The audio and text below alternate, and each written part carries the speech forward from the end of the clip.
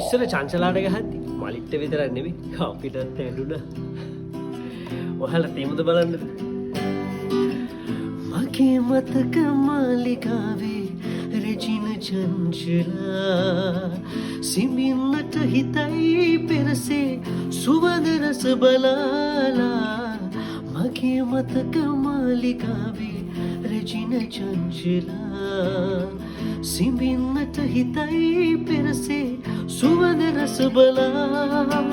මතක මන්දිරතනා කීව ඒ රස කතා පන්තියේ පිම නිසා තවම මන් තනි වෙලා දිතුල් සිපා කිව් කතා ආදරෙන් මා බදා වෙනස් වීනේ ඔයා මමයි ඔබේ චංචලා.